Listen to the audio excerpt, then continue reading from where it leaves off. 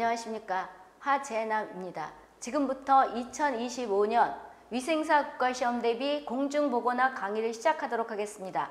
공중보건에 관한 문항수나 출제, 우리가 나는 이러는 것들은 지난번 OT에서 조금 전에 말씀드렸고 바로 강의를 진행하도록 하겠습니다. 그럼 26페이지를 펴보시기 바랍니다. 공중보건학은 우리가 보게 되면 일단 접근하는데 목차부터 그럼 한번 보실까요? 그럼 목차를 한번 보세요. 그럼 공중보건학 거기 보게 되면 6페이지 앞에 25페이지 있죠. 공중보건학 개념이 있고 그 다음에 역학이 있고 감염병 관리 및 급성 만성 질환 및 생물 테러. 그런데 아까 감염병 예방법이 있다 그랬죠. 그럼 이것도 중복되네 지금 보니까. 그래서 아까 내가 뭐가 되냐 여러 가지 필기 과목과 실기 과목 얘기했잖아요. 그런데 한 사람이 가르치니까 뭐가 되냐면 더 효율적으로 공부를 할 수 있어요. 왜 그러냐면 여러 가지 공중보건학은 A라는 사람이 가르치고 그 다음에 위생곤충학은 B라는 사람이 가르치고 환경위생학은 C라는 사람이 다 가르치게 되면 실기와 필기 이런 것들이 나눠지는데 여러 사람이 가르치게 되면 자기가 가르친 것을 우리가 보게 되면 낫다 이렇게 하기 위해서 뭐가 되냐면 많은 시간을 투자한단 말이에요. 그러다 보니까 시간만 늘어나고 효율적으로 안 되는 거예요. 효율적이라는 건 최소의 시간을 들여서 최대한 우리가 많은 점수를 맞는 것이 효율적이다 이렇게 얘기를 하죠. 그럼 지금 아까 법규에서 나오는 것들이 우리가 공중보건학에도 나요. 감염병 예방법이 여기서 또 몇 개가 난단 말이에요. 그러니까 우리는 그 여러 가지 과목들이 있지만 출제 문항수도 많고 책도 아까 보다시피 두꺼웠지만 실제로 내용을 들어가면 그렇게 많은 양은 아니에요. 그래서 여기 감염병에 관한 것에 급성질환, 만성질환 그러면서 법규도 들어가요. 1급 감염병이 무엇이 되느냐 또는 2급 감염병이 어떤 거냐 생물 테러가 어떤 거냐 그러면 법규 과목에서 아까 감염병 예방법에 그 내용이 있다는 거죠. 그 다음에 보건영양과 노인보건, 정신보건이 있고 그러면 영양에 관한 것은 또 식품이상학과도 있어요. 이런 것들이 있고 그 다음에 모자보건, 인구보건 있고 보건행정 있고 그 다음에 보건교육, 학교보건 있고 보건통계 있는데 보건통계 같은 경우는 여기서 계산 같은 것도 있다는 거죠. 그렇지만 그렇게 어려운 것이 아니에요. 우리는 국가에서 보는 시험에는 계산기를 못 가져가요. 그런 대신에 쉽게 말하면 옛날에는 산수 그랬죠. 근데 요즘은 초등학교도 다 뭐라 그래요? 수학 그러죠. 그러니까 암산으로 할 수 있는 문제들이 난다는 거죠. 그러니까 너무 걱정 안 해도 된다는 거죠. 그럼 이렇게 됐는데 공중보건학 개념에서 이제 어떻게 우리는 접근해야 될 것이냐. 국가에서 보는 시험이니까. 그럼 공중보건학 하게 되면 한 장 넘어가서 보세요. 한 장 넘어가서 26페이지 보게 되면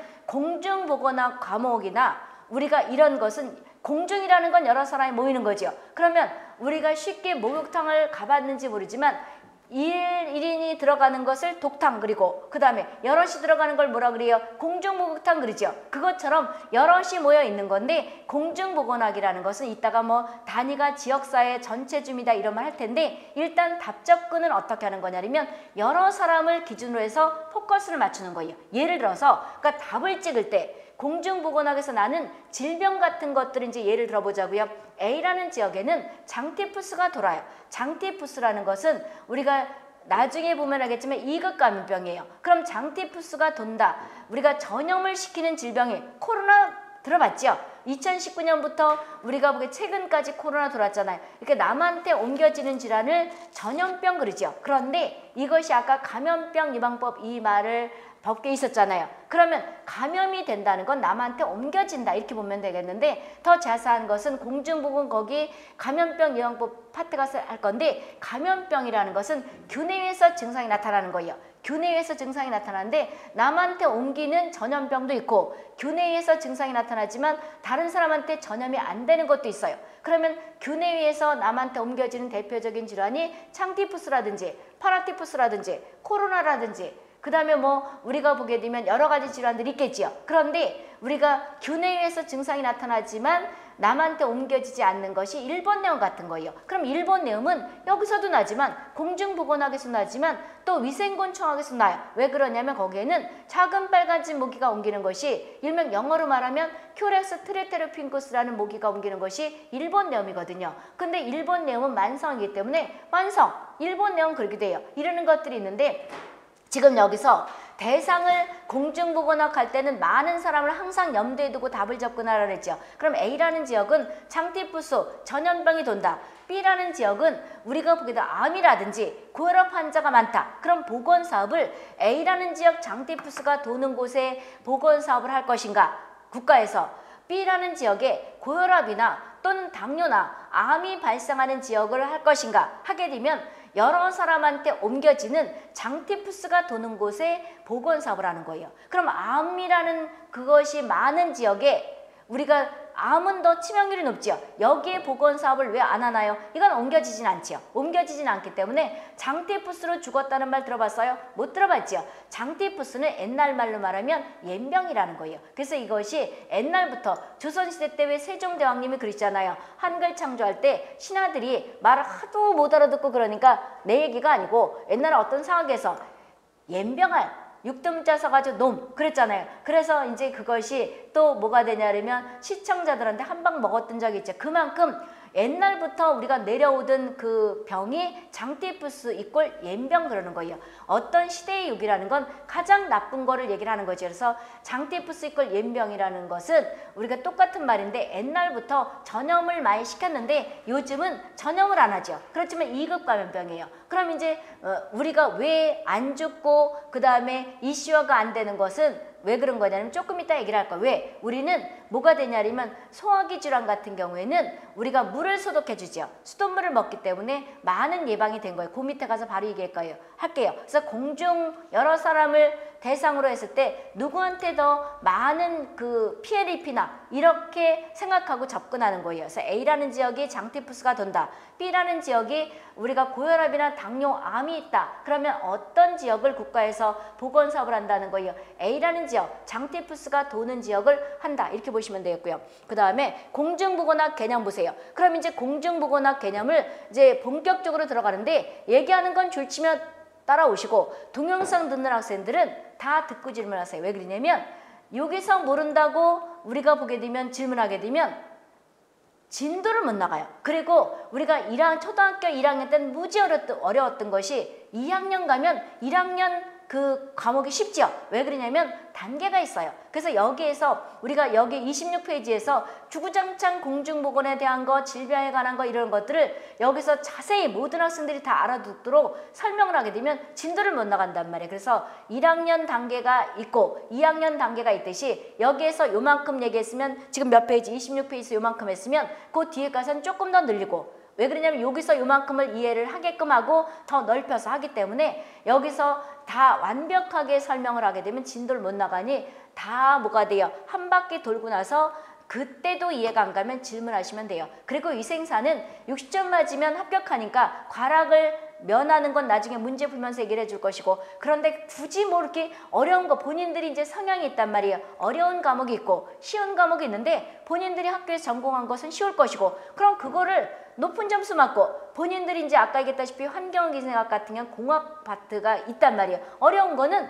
그냥 뭐가 돼요? 틀릴 생각하고 뭐가 돼요? 40점 이상 맞을 생각하고 본인들이 좋아하는 과목이라든지 쉬운 거는 높은 점수를 받아서 평균 60점 맞으면 되는데 굳이 뭐 이렇게 머리 아프게 머리 싸매면서 이해도 안 되는 걸 머리통을 쥐찌가면서 할 필요 없다는 거죠. 그래서 위생사 같은 경우에는 해마다 내가 거의 30년 이상을 가르쳤단 말이에요. 초창기 때부터 했기 때문에 질문도 거의 없어. 그런데 질문을 만약에 궁금증이 생기면 한 바퀴 한번 돌아보라는 거죠. 그래서 이제 질문하는데 또 하나 주의사항이 스피커폰으로 들으세요. 왜 그러냐면 우리가 지금 동영상 듣는 학생들은 이어폰을 끼고 들으면 귀에서 열이 나게 돼요. 그리고 여기 환경이상학과에서 얘기하겠지만 소음이라는 것은 난청을 유발할 수가 있어요. 그런데 왜 스피커폰으로 들으라느냐면 귀에다 이어폰을 꽂게 되면 25살이 우리 인간의 성장 끝이죠. 그런데 귀는 아니에요. 태어나서 가장 귀가 밝고 늙어가는 게 귀예요. 그런데 가뜩이나 요즘 소음공해들이 많은데 본인들이 여기다 이어폰을 끼게 되면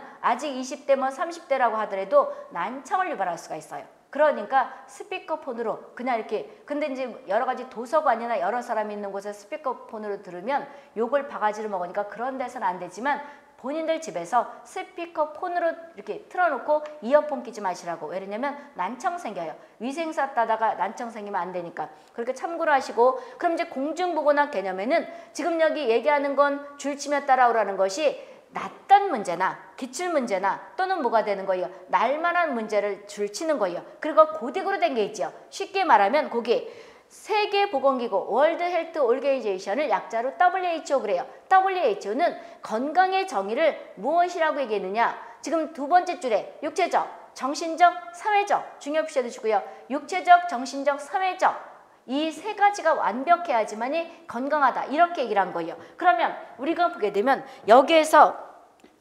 우리가 WHO라는 건 언제 발족됐냐 그러면 1948년에 발족을 했어요. 몇 월 며칠 날? 4월 7일 날. 4월 7일 날 발족됐기 때문에 본인들이 달력을 보게 되면 달력마다 써진 그것들이 거의 있을 거예요. 근데 예외인 것도 있지만 4월 7일이 세계보건일이에요. 그래서 우리가 4월 7일, 세계보건일은 며칠이냐 그러면 4월 7일 WHO가 우리가 발족된 그 날을 뜻하는 거예요. 그럼 우리나라는 몇 년도에 가입했느냐? 1년 뒤에. 그래서 1948년 4월 7일은 반드시 알아두셔야 되는 것이고 그럼 이제 이것은 어디가 있느냐? 여기서 이제 구구절절이 처음이니까 이렇게 하지만 오른쪽 페이지 있잖아요. 거기 오른쪽 페이지에 우리가 양가로 7번째 WHO 아니 거의 양가로 6번째가 7번째가 아니고 몇 장 넘어가야 되는구나. 거기 몇 페이지에 있는 거냐면 우리가 역사가 있는 데 있지요. 몇 페이지? 30페이지. 30페이지 있잖아요. 왔다 갔다 하면 정신없다 그러니까 거기 30페이지 양가로 5번째 WHO가 1948년 4월 7일 날 발족됐다 그랬지요. 그래서 4월 7일을 뭐라 그런다? 세계보건일이에요. 그러니까 아까 했다시피 26페이지에서 이거 빨리 해가지고 뭐가 되냐 못 알아들었는데요. 질문하면 뭐가 된다? 서로 피곤하죠. 이거 있다는 거죠. 그리고 내가 여기서 만약에 받아 써가지고 중요한 문제이기 때문에 반드시 받아 써야 된다 그러면 2번을 불러줘요. 이렇게 빨리 안 해요. 왜 그러냐면 우리는 진도를 빨리 끝내야 된단 말이에요. 그런데 우리가 중요하다 그러면서 불러주지 않고 이렇게 얘기를 하는 것은 우리가 보게 되면 한 번 듣고 반복 효과라는 게 있죠. 수업은 아주 어려운 걸 한 번을 죽을 똥살똥 외워가지고 그거로 끝나면 남는 게 없어요. 왜 그러냐면 우리가 하루가 지나면 다 잊어버린다니까. 1시간이 끝나면 몇 %가 없어져요. 우리 뇌 속에 45%를 잊어버려요. 하루가 지나면 90%를 잊어버려요. 그래서 공부 잘하는 학생들은 머리가 좋은 것도 있지만 우리가 거의 머리는 백지 한 장 차이예요. 내가 항상 얘기하지요. 우리가 이 지구상에 왔다 간 사람 중에서 가장 머리를 많이 쓰고 간 사람이 아인슈타인이라 그래요. 10분의 1을 쓰고 갔대요. 그런데 너나 나나 우리가 할 거 없이 자기 머리, 부모한테 물려받은 머리에 우리가 10분의 1은 그냥 100분의 1도 못 쓰고 가지요. 그러니까 거의 머리는 비슷하다는 거죠. 노력을 얼만큼 했느냐, 반복을 얼만큼 많이 했느냐에 따라서 성적이 틀려지는 거예요. 그러니까 여기서 옳고 나서 바로 아까 30페이지 가면 또 있으니 한 번 듣고 그 다음에 또 뭐가 돼요? 고 가서 들으면 빨리 외워지죠. 1학년 때 어려웠던 것이 2학년 가면 1학년 때 쉽죠. 왜? 반복했다. 이렇게 반복 그런 효과라는 거예요. 그러니까 걱정하지 말고 너무 빨라서 못 받았었는데 그러지 마시고 어딘가선 있으면 빨리 하는 거예요. 그리고 반드시 받아 써야 되는 것은 내가 2번을 불러줘요. 그러니까 우리가 여기 있는 책에 있는 거를 고딕이라는 것은 지금 여기 WHO는 아까 30페이지 있지만 처음이니까 이렇게 한 것이고 육체적, 거 있잖아요. 고딕으로 있죠. 육체적, 정신적, 사회적 이거가 있죠. 이게 일명 WHO가 한 건데 다른 그 책에 있는 그 글자 중에서 붉게 써졌죠. 이게 일명 고딕, 중요한 거에 돼 있다는 거죠. 그럼 지금 WHO의 건강의 정의는 뭐가 육체적으로 안 아프다는 건 누구나 다 알죠. 이제 지금 설명 들어가요. 지금 내가 설명하는 것들을 본인들이 다 쓸 수는 없어요. 아까 우리가 이거 하다 또 굴러가는 1949년 우리나라는 가입한 게 창립은 언제 했고요? 1948년 했고 우리나라는 언제 가입했냐면 1949년 65번째로 가입했어요. WHO에. 그럼 WHO의 건강의 정의는 반드시 오셔야 돼요. WHO가 얘기한 건강의 정의. 이건 외워야 되는 첫 번째 뭐가 돼요? 육체 이꼴 신체죠. 신체가 안 아프다는 건 누구나 알죠. 여기다 왜 썼냐면 이따 윈슬러 교수가 얘기한 공중보건학 정의와 그 다음에 우리가 보게 되면 공중보건학의 3대 인자를 외울 때 이것과 연결시키려고 써주는 거예요. 그럼 육체적으로 이꼴 신체적으로 안 아프다는 건 누구나 알죠. 그 다음에 두 번째 이것만 안 아프면 건강하다는 게 아니에요. 옛날엔 그랬는데 지금은 뭐가 돼요? 아까 우리가 1948 8년 4월 7일 날 발족됐으니까 20세기죠. WHO는 언제 발족된 거예요? 20세기죠. 1948년이니까 20세기 그러는 거죠. 그럼 우리는 지금 2025년에 사니까 몇 세기예요? 21세기에 살고 있는 거죠. 그럼 우리가 WHO는 건강의 정의를 육체적으로, 정신적으로, 우리가 사회적 이 세 가지를 얘기했죠. 그래서 육체는 신체, 이꼴 뭐라 그래? 육체 이것이고, 그 다음에 정신은 심신이죠. 이거고, 네 번째 뭐가 아니 세 번째 사회적으로, 세 번째 뭐가 돼요? 사회적으로 완전하게 안녕해야 된다는 거죠. 이걸 이제 지금부터 설명할 건데, 육체적으로 안 아파야 된다, 안녕하다는 건 안 아파야 된다는 건 누구나 알죠? 정신적 안녕은 어떤 거냐면 사회적 안녕과 직결되는 거예요. 지금 얘기하는 것들은 본인들이 못 받았어요. 그럼 지금 얘기하는 것들은 문제에 가서 있어요. 그럼 몇 페이지 지나가면 일단은 공중보건에 여러 가지 관련된 문제들이 있죠. 거기 가서 오늘 바로 풀 건데 뭐가 거기 있다는 거죠. 그럼 잘 들어보세요. 정신적 안녕과 사회적 안녕은 연결된다는 건데 무슨 뜻이냐면 본인들이 우리가 보게 되면 여러 가지 뉴스를 보다 보게 되면 사지는 멀쩡해요. 팔다리는 멀쩡한데 남 찌르고 도둑질하고 그 다음에 사회에 악으로 노는 사람들 있죠. 이 사람들은 건강한 거예요? 안 건강한 거예요. 왜? 정신이 올바로 베끼지 않았기 때문에 사회에 악이 되는 거죠. 그래서 우리가 보게 되면 근데 육체는 뭐가 되는 거예요? 다른 사람보다 불편하지만 정신이 올바로 베껴가지고 남을 도와주죠. 이렇게. 왜? 다리가 또는 손이 불편한데 다리가 불편한데 뭐 나보다 불편한 사람들을 손으로 도와주고 이런 사람들은 육체적으로는 장애가 있지만 정신을 올바로 베겨서 사회적으로 보탬이 되는 일을 하죠. 그럼 사회적 안녕이라는 것은 정신적 안녕과 직결되는데 사회적 안녕은 각자의 위치에서 각자의 신분에 맞게 일을 한다는 거예요. 학생이면 학생답게 위생사 등록을 했으면 우리가 합격하기 위해서 합격은 왜 하려고 그러는 거예요? 본인들이 장래에 이걸 가지고 뭐가 되냐 좋은 데 직장을 잡기 위해서 하는 거죠. 그럼 이제 등록을 했다면 반드시 이번 2025년에 합격을 해야 되겠죠. 그럼 열심히 해야 되는 거잖아요. 그러면 열심히 해서 합격을 하면 좋은 직장 다녀서 월급을 타면 본인도 좋고 엄마도 좋고 사회에도 세금을 내니까 국가에도 득이 되는 거죠. 그랬는데 공부는 안 하고 매일 빈둥빈둥 놀고 엄마한테 돈만 받아서 그러면 사회에 보탬이 돼요? 아니라는 거죠. 그래서 우리가 어느 국가가 잘 산다 이것은 개인이 우리가 잘 살고 개인이 잘 살면 그 집안이 뭐가 돼요? 부흥하죠. 그 다음에 사회가 커지는 거죠. 그 다음에 국가도 잘 사는 거죠. 그래서 우리가 보게 되면 결과적으로 본인의 위치에서 본인의 신분에 맞게 우리가 뭐가 돼요? 열심히 일을 하다 보게 되면 사회의 보탬이 되는 것이고 그 다음에 이게 만약에 없다면 우리가 이제 사회적 안녕이라는 건 내가 위치에서 그러니까 학생이면 학생답게 그 다음에 선생이면 선생답게 주부면 주부답게 각자의 위치에서 각자의 신분에 맞게 일을 열심히 하는 거 이게 답이 될 수가 있고 그게 없으면 사회에 보탬이 되는 사람이 된다는 거죠. 왜? 열심히 일을 하다 보게 되면 월급 받으니까 뭐가 되는 거예요?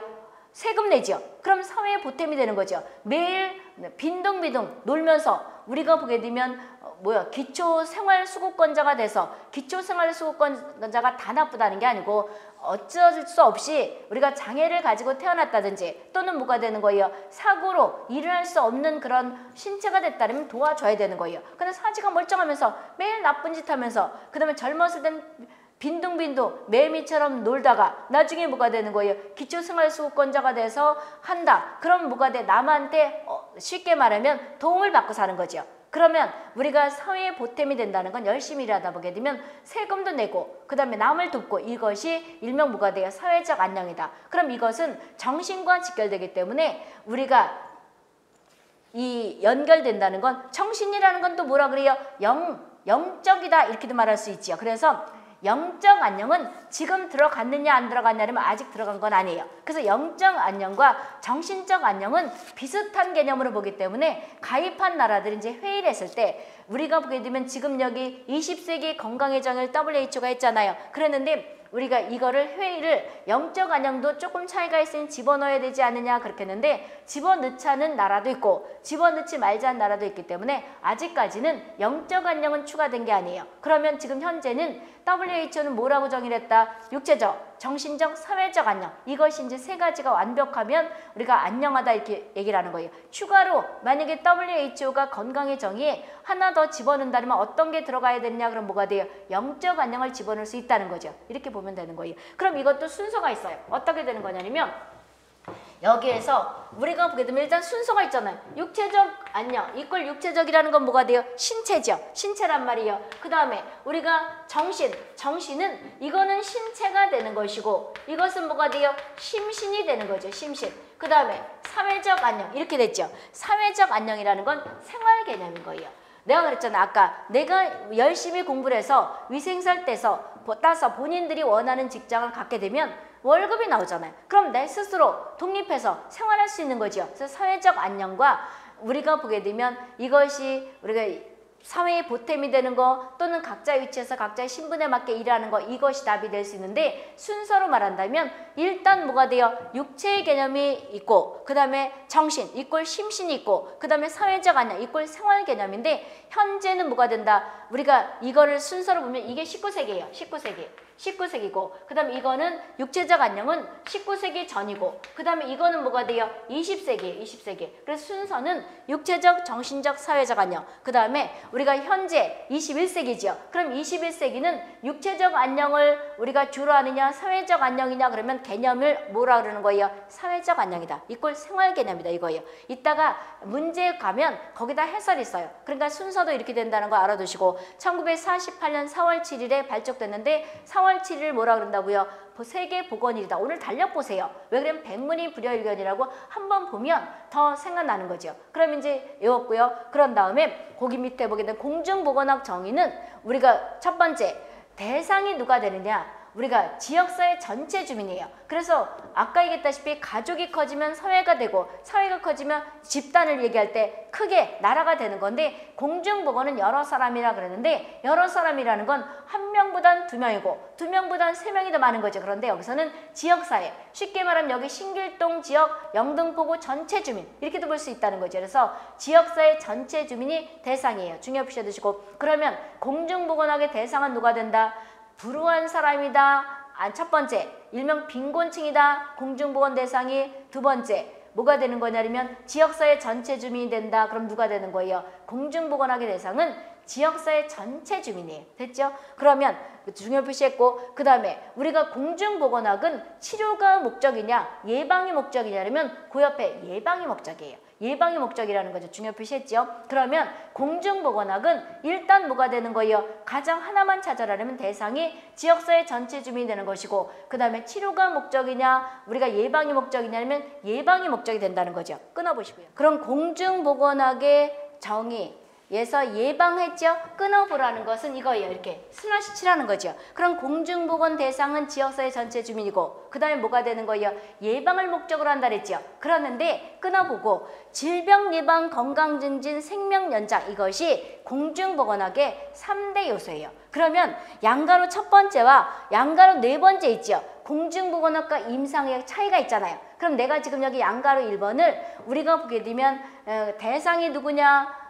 지역사회 전체 주민이다. 그 다음에 목적은 무엇이냐? 예방이다. 그 다음에 끊고 나서 거기 보게 되면 공중보건학의 3대 요소가 무엇이냐? 질병 예방, 건강 증진, 수명 연장. 수명이나 생명은 똑같은 거죠. 이렇게 연결시킨 것이 일명 그 네 번째 박스예요. 그럼 이 박스를 반드시 다 외워야 되는데 그 박스 네 번째를 한번 봐보세요. 보고 나서 내가 여기다 설명해 줄 테니까 보세요. 첫 번째 네 번째 공중보건학과 임상의학 차이는 임상의학이라는 걸 쉽게 말하면 병원 가는 거라고 생각하면 돼요. 그럼 이제 내가 어디다가 중요 표시를 하나 포커스를 맞추나 잘 봐보세요. 공중보건학과 임상의학 차이는 공중보건 대상은 지역사회 전체 주민이에요. 중요 표시해 두시고 그런데 임상의학은 환자예요. 그럼 임상의학이라는 건 쉽게 의학이다. 병원 가는 거라고 생각하면 돼요. 그럼 임상의학이라는 것에서는 목적이나 대상이나 진단을 중요 표시 안 할 거예요. 그럼 어디에만 중요 표시할 것이냐? 공중보건학에만 중요 표시를 할 거예요.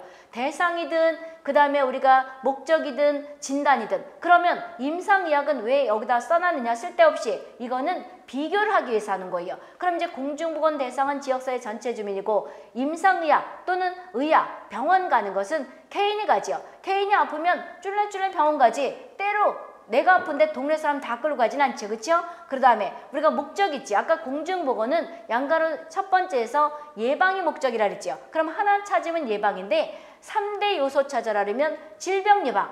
그럼 다음에 두 번째 뭐가 돼요? 건강 증진. 그 다음에 세 번째 수명 연장인데 학교에서는 이거를 순서를 뒤집어 놨을 거예요. 근데 우리가 항상 올 때도 본인들이 아마 옆에서 봤을 거예요. 본인들이 어떤 학생은 자기랑 똑같이 공부를 시작했는데 어떤 애는 팩점을 맞았어. 근데 나는 팩점을 못 맞았어. 그 이유는 머리 차이 아니에요. 어떻게 이거를 본인들 머리에 집어넣냐에 따라 틀려요. 학교에서 배울 때는 이렇게 책에 일반적으로 수록돼 있어요. 질병 예방, 수명 연장, 건강 증진 이렇게 하면 안 이어져요. 그러면 계단 내려가다가 잊어버려. 아까 얘기했다시피 1시간이 지나면 45% 잊어버리고 그 다음에 하루가 지나면 95% 잊어버리는데 잘하는 학생들은 반복해 주는 거예요. 하루가 지나기 전에. 그래서 잘하는 학생들을 가만히 보면 쉬는 시간에 잠깐 눈이라도 이렇게 보죠.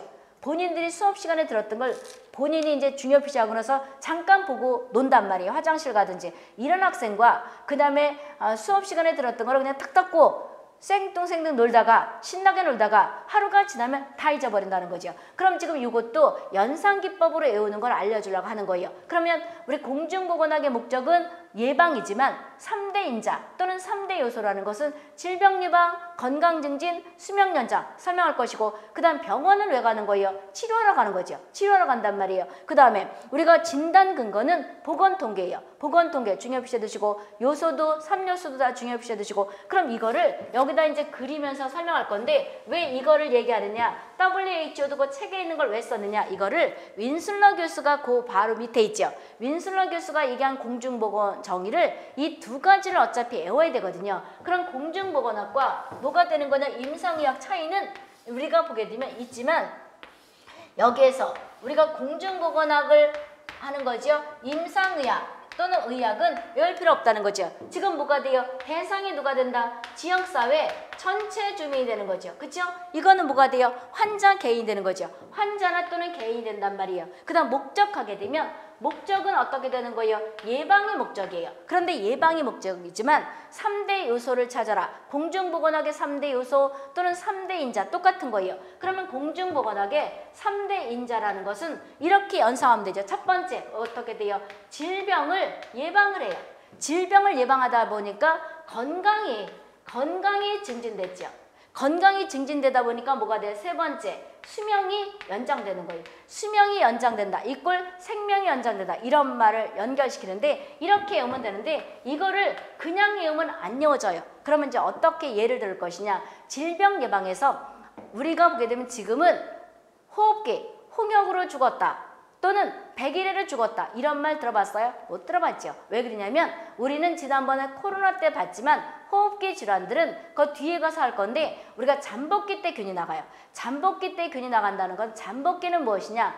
균이 들어가 있지만 숨어 있을 때 균이 나가서 다른 사람한테 전염을 시킨다는 거예요. 따라서 우리가 호흡기 질환들은 예방접종을 철저히 하면 막을 수 있어요. 그럼 더 자세한 것은 그 뒤에 공중보건 질병 파트 가서 얘기할 건데 우리가 호흡기 질환은 왜 지금 100일에를 죽었다. 그 다음에 우리가 보게 되면 디프테리아로 죽은 사람도 뉴스가 안 되고 이러는 것들은 다 누구나 뭐가 돼요. 태어나면서 2개월, 4개월, 6개월에 디프테리아, 100일의 파상풍 이런 예방접종을 하고 그 다음에 국가에서 우리가 보게 되면 예방접종을 권장했기 때문에 다 누구나 예방접종을 해서 면역이 돼 있어서 질병이 유행을 안 하는 거예요. 그러면 우리가 호흡기 질환들은 우리가 상당히 중요한 말인데 뒤에가 자세할 것인데 예방접종을 함으로 인해서 전 국민들이 호흡기에 우리가 감염이 되지 않는다는 거죠. 그 다음에 아까 장티푸스 같은 것들은 왜 이슈화가 안 되는 거예요? 이슈화가 왜 안 되는 거냐면 소화기 질환들은 물과 관계돼요. 우리 인간은 65% 이상이 물이거든요. 그랬는데 지금 본인들이 봤을 때 똥 푸는 화장실이 있어요? 없어요? 없어요. 그러면 소화기는 어떻게 해서 막았느냐? 화장실을 다 수세식으로 바꿨죠. 그러면 파리가 무엇을 좋아해요? 대변 이런 걸 좋아하죠. 그런데 본인 지금 20대나 30대 초반들은 아마 이렇게 화장실 똥 푸는 화장실을 시골에도 없어요. 요즘은 시골도 새로 지으려고 그러면 아주 옛날 집간 모를까 똥 푸는 화장실이 없다니까 다 수세식으로 해야지만이 인허가가 난단 말이에요. 주택허가가 난단 말이에요. 그랬는데 어렸을 때 뭐 할머니네 집 가서 똥 푸는 화장실을 봤는지 모르지만 이렇게 뭐 저기 후진 국가에 가서 똥 푸는 화장실을 봤는지 어쩐지 모르지만 그런 사람 대변을 이렇게 볼일 보고 나서 퍼서 버리는 이런 화장실을 못 봤죠. 똥 푸는 화장실이라도 못 알아들을 것 같아. 이런 게 있어요, 없어요? 없어요. 그러면 소화기를 없앤 거는 일단 수세식 화장실을 다 바꿨기 때문이에요. 바꿨어요. 그 다음에 또 하나는 뭐냐면 수돗물에서 이상한 냄새가 나죠. 그럼 수돗물에서 왜 이상한 냄새가 나느냐? 이거는 환경위생가서 얘기를 할 건데 이것 때문이에요. 우리가 보게 되면 소화기를 없앤 건 지금 여기 호흡기를 없앤 거는 질병 예방이라는 것이 어떻게 됐다는 거예요. 호흡기는 예방접종을 철저히 했기 때문에 막았던 것이고 그 다음에 두 번째는 소화기는 첫 번째 뭐가 돼요? 화장실을 바꾼 거예요. 그래서 이제 위생곤충학 가서 이런 말도 해요. 그럼 지금 여기 내가 다 가릴 거니까 여기서 말한 것들은 중복되는 것들은 뺄 수도 있어요. 그럼 이제 위생곤충학 가서는 가장 중요한 예방대책이 무엇이냐 그러면 발생원 및 서식처를 없애는 거예요. 그럼 파리가 좋아하는 것은 똥이죠. 똥이니까 다 수세식 화장실로 바꿨기 때문에 파리가 접근을 못하도록 한 것이 하나가 또 있고 그 다음에 물에서 보게 되면 이상한 냄새가 난다 이런 말을 하죠. 수돗물에서. 그게 일명 소독됐다는 증거예요. 그럼 우리가 보게 되면 수돗물은 그러면 이제 소화기는 첫 번째 뭐가 되는 거냐면 여기에서 수세식 화장실로 바꿨다는 거죠. 수세식 화장실로 바꿨다는 것이고 두 번째는 물을 소독하는 거예요. 상수를 수돗물을 소독한 거죠. 소독을 어떻게 했냐면 이건 이제 실기필기 다 나는 거예요. 어떻게 났냐면 염소를 액화시켜요. Cl2가 염소 우리가 분자식이죠. 그랬는데 이거를 가스인데 가스를 집어넣는 것이 아니고 0도씨 사기압으로 액화시켜요. 액화시키면 액화를 시켜서 물에다 집어넣어요. 그럼 Cl2라는 것은 염소 가스다 이럴 것이 아니고 염소를 액화시켜서 물에다 집어넣어요. 그럼 물에다 집어넣으면 물 분자가 뭐가 돼요? H2O죠. H2O란 말이에요. H2O인데 환경위생학과서 이 반응식이나 이런 화학기호들 다 아셔야 돼요. 그럼 물에 집어넣게 되면 어떻게 되는 거냐면 HOCl이 돼요. HOCl. 이것이 일명 유리잔염소가 되는데 이게 소독을 하는 거예요. 이게 소독이 되는 거라고. 그 다음에 우리가 여기서 보게 되면 H+. 이제 이게 반응을 하잖아요. 화학기호, 화살표 전과 후. 똑같아야 되는 거죠. 반응에. 그럼 이제 H+ 이온이 되고 그 다음에 뭐가 되는 거예요? Cl 음이온이 되죠. 그러면 요것이 소독을 하는 거예요. 그것을 유리형 잔염소다 이렇게 말을 하는 거예요. 유리형 잔염소가 기준치가 수도꼭지에서는 0.1%가 아닌 ppm 이상 나와야 되는 것이고 정수장에서는 4.0을 넘지 말아라 이 말을 어디 가서 할 거냐면 환경위생학 가서 귀에 덕지가 않도록 할 거예요. 그럼 이 화학 반응식은 우리가 실기필기 환경위생학이 다 나는 거예요. 채워넣기도 하셔야 돼요. 그럼 지금 이거에 대한 걸 자세히 액화시켜서 어떻게 하게 되면 아이고 지겨워 죽겠네 그러겠죠. 그래서 아까 여기서 모른다고 지금 이거 이해 가요? 안 갈 거란 말이에요. 왜? 간단하게 얘기했기 때문에. 그랬는데 이거는 환경위생과서 나오는 얘기예요. 그러니까 순서가 있다 이렇게 보시면 돼요. 그래서 아까 다 듣고 질문하라는 의미가 그런 의미가 되는 거예요. 그럼 이것들은 일명 상수도에서 냄새가 왜 나는 것이냐. HOCl이 균을 죽이는 건데 이걸 유리형 잔염소 그러거든요.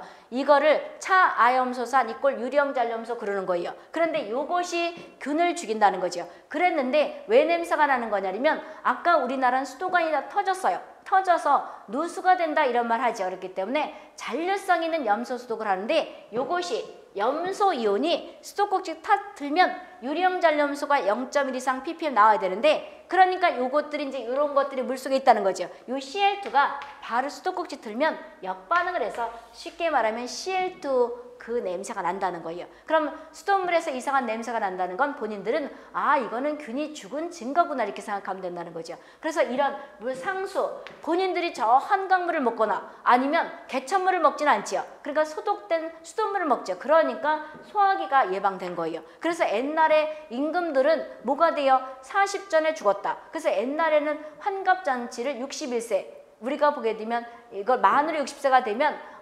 부모님이 우리가 오래 살아 주셔서 고맙다고 잔치를 했잖아요. 환일차 잔치인데 요즘 뭐가 돼요? 60세에 61세 만으로 60이고 우리나라 옛날 이제 작년부터 이제 다 우리는 만으로 하죠. 그랬는데 60세가 돼서 환갑잔치 한다면 욕 바가지를 먹죠. 바빠 죽겠는데 무슨 환갑잔치 오라느냐. 왜? 우리나라는 평균 수명이 남자는 79세, 여자는 82 2점 몇 세가 돼서 평균 한 80세가 되거든요. 그러니까 뭐가 되냐면 그것이 어떻게 되냐면 질병을 예방하다 보니까 건강이 증진되는 거예요. 골고루 다 죽죠.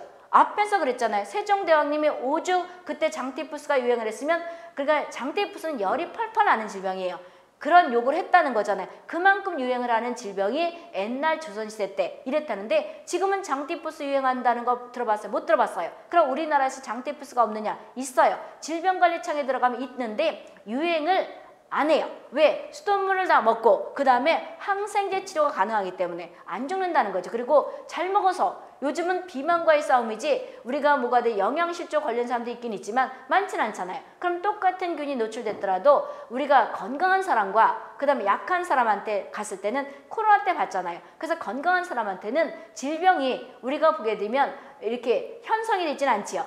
그런데 약한 사람들한테는 똑같은 균이 들어갔더라도 위험할 수 있다는 거죠. 그러니까 일명 질병을, 호흡기, 소화기를 예방하다 보니까 건강이 높아졌고, 그래서 요즘은 80은 평균 살잖아요. 그러다 보니까 수명 이꼴 생명이 연장됐다, 이렇게 연결시키면 되는 거죠. 근데 학교에 있는 책은 질병을 예방하고 수명이 연장되고, 수명 이꼴 생명이죠. 연장되고 우리가 보게 되면 건강이 증진했다 그러면 헷갈리고 안 외워져요. 그러니까 연상기법으로 질병을 예방하는 거 어차피 이거 다 외워야 되니까 질병을 예방하는 게 예방접종 같은 거, 소화기, 우리가 수세식 화장실을 바꿨고 그 다음 물 소독해서 질병을 예방했지? 그 다음에 뭐가 돼요? 그러니까 누구나가 지금 위생 상태가 다 좋은 상태에 살다 보니까 건강이 증진됐지? 건강이 증진되니까 뭐가 돼요? 수명이 연장돼서 요즘은 고령 사회에 난리치는 거다, 이렇게 생각하면 되는 거죠. 그 다음에 여기 목적은 뭐하러 가요? 치료하러 가는 거죠. 여기는 환자고 이렇다는 거죠. 그 다음에 진단 근거는 우리가 여기에 공중보건학은 보건통계를 가지고 해요. 그럼 보건통계라는 것은 아까 목차에서 봤듯이 보건통계는 여러 가지가 있어요. 영아 사망률이나 그 다음에 신생아 사망률이나 모성 사망률이나 또는 뭐 여러 가지 그 발생률이나 여러 가지가 있는데, 하나 찍어라면 뭘 찍는 거냐면 영아 사망률을 가지고 하는 거예요. 영아 사망률은 어떻게 되는 거냐면, 그러면 우리는 공중보건학 진단은 무엇을 가지고 하느냐? 보건통계예요. 그럼 보건통계는 거기 한 70몇 페이지 가면 여러 가지 종류들을 다 보건통계 그런데, 그 보건통계 중에서 하나를 찍어라면 영아 사망률을 하는 거예요. 왜 그러냐면 WHO가 가만히 보니까 어떤 나라가 선진국가에 들어가느냐 후진국가에 들어가느냐 이렇게 판단할 때 보게 되면 영아 사망률을 WHO의 각국마다 가입한 나라들은 거기다 보고를 하는 거예요. 근데 영아 사망률을 보니까 어떤 나라의 영아 사망률이 우리가 보게 되면 10명 이하가 되게 되면 그 나라는 선진국 대열에 섰다고 하는 거예요. 그럼 영아 사망률은 영아 사망률, 율과 이응, 이 차이가 아니고 나중에 통계가서 얘기를 할 건데, 율과 니응, 그 다음에 리을 두 음법주 써가지고 이응하는 똑같은 거예요. 영아 사망률은 분모가 뭐가 되는 거예요? 분모가 출생수예요. 출생수. 이거 거기 통계편에 가서 있어요. 출생수분의 영아 사망자 수예요. 영아 사망수가 된다는 거죠. 사망수가 된대. 그리고 이 옆에 쓰는 숫자는 상수라 그래요. 그럼 옆에 쓰는 상주는 이거를 100을 써도 되고 1000을 써도 되고, 그럼 일반적으로 여기다 100을 쓰면 뭐라 그래요? 퍼센트 이런 말 들어봤지요. 근데 100을 써도 되고 1000을 써도 되고 그러는데 영아 사망률은 항상 1000을 써요.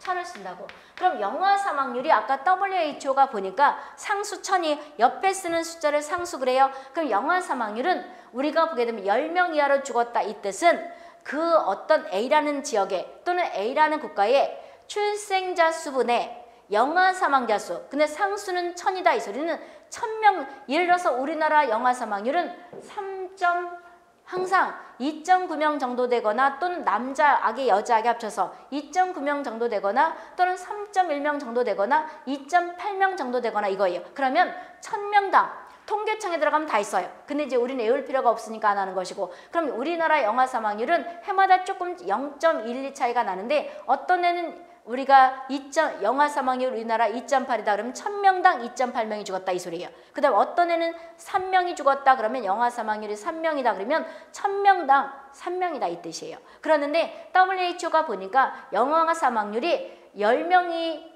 되면 선진국 대열에 섰다는 건 1000명당 10명 이하로 죽게 되면 그 나라는 선진국에 들어가더라는 거죠. 왜 그러냐면 본인들 할머니나 이런 사람들한테 들어봤을 거예요. 요즘은 임신하면 우리나라 뭐가 되냐면 저기 인구가 줄다 보니까 고령 사회가 되다 보니까 임신하면 어떻게 돼요? 2006년부터 뭐가 되는 거예요? 2006년부터 본격적인 2009년이죠. 이때부터 뭐가 되냐? 임신하면 여왕 대접을 받지요. 그런데 본인들 할머니나 80대시거나 90대신 분들 할머니들은 아침에 아기 낳고 뭐라 그래요? 아침에 아기 낳고 점심때 시골에서 밥 뺐다 그러죠. 이게 산모 학대가 되는 거죠. 그런데 요즘은 하도 아기를 안 낳다 보니까 임신과 동시에 여왕 대접을 받는단 말이에요. 그만큼 뭐가 되냐면 선진국가 되게 되면 어떻게 되는 거냐면 잘 살게 되다 보니까 임신과 동시에 영양제도 먹고 그 다음 여러 가지 영양도 풍족하게 먹고 그 다음 병원 가서 뭐가 돼요?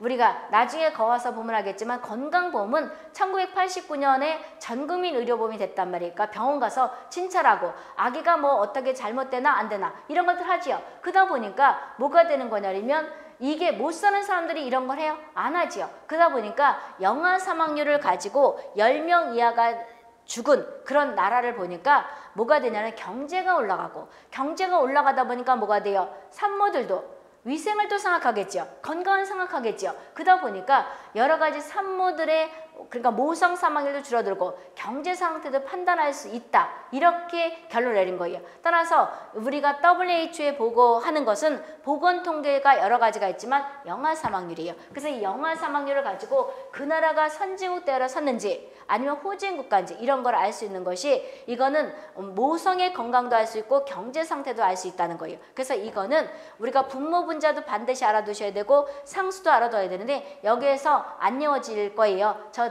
보건 통계 가서 할 거예요. 그럼 지금 여기 보건 통계를 가지고 진단한다는 거 중요해 보셨죠? 그럼 이거를 왜 이렇게 했느냐? 여기는 뭐가 돼요? 진단을 뭐로 해요? 청진기로 하죠. 우리가 보게 되면 심장이 돼가지고 청진기를 가지고 심장 뛰나 안 뛰나 또는 피를 뽑아보시오 이런 거 하죠. 그래서 우리가 병원 가면 임상검사를 한단 말이에요. 임상검사를 하죠. 임상검사라는 건 피를 받아오시오. 그 다음에 오줌을 받아오시오. 청진기 돼 그러죠. 그럼 지금 임상의학 또는 의학은 병원 가서 하는 거기 때문에 우리 학은 상관없는데 비교를 어디에다가 포커스를 맞출 거냐 해서 이쪽을 비교하게 쓴 거라는 거죠. 중요 보셨고요. 그러면 이거가 그럼 지금 WHO 건강위장에 반드시 외우라 했던 거죠. 그 다음에 우리가 공중보건학의 목적이나 또는 뭐가 돼요? 대상이나 진단 근거 다 외웠죠. 이거를 외우면 뭘 외울 수 있는 것인가? 윈슬러 교수의 공중보건 정의도 다 외우셔야 돼요. 윈슬러 교수는 미국의 이제 학자지요. 보건학 학자인데 1920년에 공중보건 정의를 무엇이라고 얘기했느냐?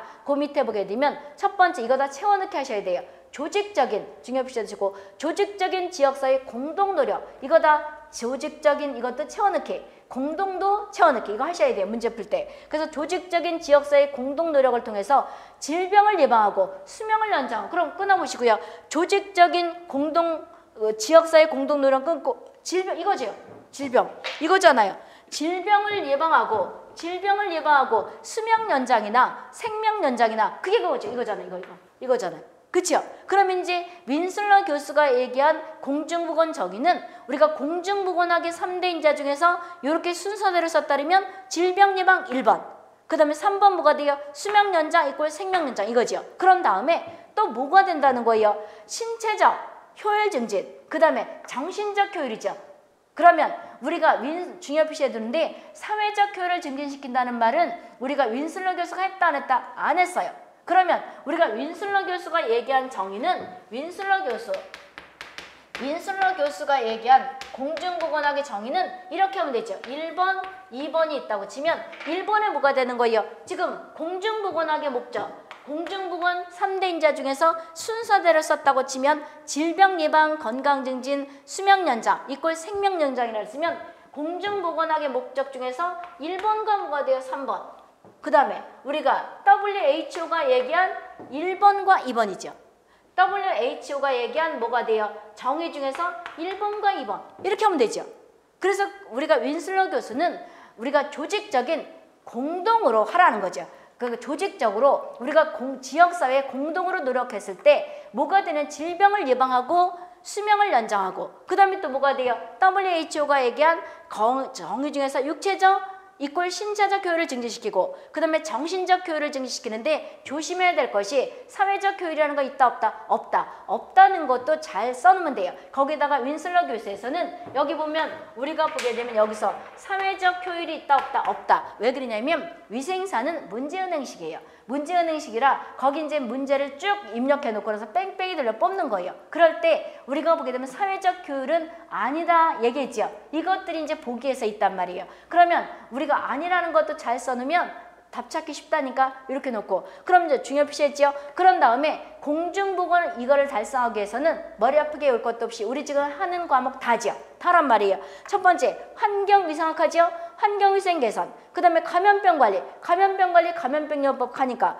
개인위생교육, 공중보건학에서 이제 위생교육 할 거예요. 그 다음에 질병의 조기 진단과 치료, 그 다음에 우리가 그런데 전문적인 치료는 아니에요. 그럼 공중보건학은 예방이라든지 웬 치료가 있느냐? 이때 치료는 일상적인 치료가 되는 거예요. 그러니까 전문적인 치료가 아니고 그래서 공중보건학에 들어가는 내용이 아닌 것 자체로 암치료 전문적인 건 아니지만 일상적인 질병은 치료하는 것이 어떨 땐 들어갈 수가 있어. 예를 들어서 이 뜻이에요. 다음 중 공중보건학의 정의가 아닌 걸 찾아라. 첫 번째 예방이 목적이냐 치료가 목적이냐 이랬을 때 암 치료가 있다 그러면 그건 틀린 거예요. 근데 일상적인 질병 치료는 우리가 문제 풀만 하겠지만 들어갈 수 있다는 거. 첫 번째 일상적인 질병 치료, 그 다음에 두 번째 암 치료, 전문적인 암 치료하면 이때 전문적인 암 치료는 아니지만 일상적인 질병 치료는 될 수가 있다는 거예요. 문제 풀면 이제 알 것이고 그런 다음에 다음 줄 우리가 보게 되면 치료를 위한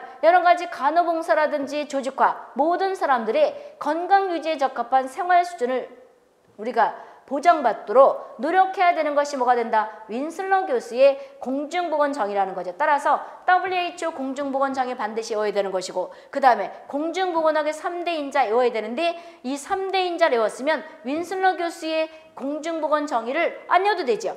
WHO 건강정의 1번과 2번 그 다음에 우리가 공중보건학의 목적 1번과 3번 이걸 먼저 쓰든지 이걸 먼저 쓰든지 알아서 하시고 그 다음에 공중보건학에 비슷한 용어는 다 들어갔다고 치면 돼요. 위생학, 그 다음에 예방의학 또는 포괄보건의학 있는데 여기서 임상의학 나오면 얼른가 틀린 거예요. 임상의학은 병원 가는 거죠. 그래서 공중보건학과 비슷한 용어는 가끔가다 나긴 나요. 그런데 아닌 거 찾아라 뭐가 된다? 임상의학 나왔으면 볼 것도 없고 체크하라는 건 이거 외에 공중보건학과 비슷한 말은 예방의학이라든지 위생학, 사회의학, 건설의학, 포괄보건의학 여러 가지가 있는데 이 중에서 아닌 거 찾아라면 항상 임상의학을 써놓으면 아니에요. 그렇죠? 그 다음에 또 우리가 WHO는 예방에 포커스를 맞춘 거예요. 따라서 우리나라도 공중보건 예방이라 그랬죠. 따라서 WHO가 우리가 보게 되면 공중보건학과 유사한 용어 중에서 WHO가 포커스로 맞추는 그 정의는 어디에 들어가느냐? 우리가 개인위생이냐 예방에 포커스를 맞춘 거냐 아니면 맨 앞에 있는 예방이라는 거죠. 알 수 있겠어요? 그러면 공중보건 정의 그 다음에 WHO 우리가 건강의 정의 끝났고 10분 쉬었다 27페이지 양가로 5번째 지금 여기 첫 시간이라 조금 빠르다고 생각할 텐데 본인들이 그 동영상 할 때 본인들이 더 잘할 거예요. 여러 가지 우리가 천천히 하는 기능도 있고 빨리 하는 기능도 있다 그러더라고. 그래서 본인들이 내가 전공이 아니어서 이렇게 좀 빠른 것 같다면 천천히 하는 기능으로 들으시고 그 다음에 우리가 나는 이거를 옛날에 다 들었기 때문에 빨리 듣겠다 그러면 배속도로 하는 기능이 있다 그러더라고. 그렇게 들으시고요. 10분 쉬었다 양가로 5번째를 할 테니 10분 쉬었다 오시기 바랍니다.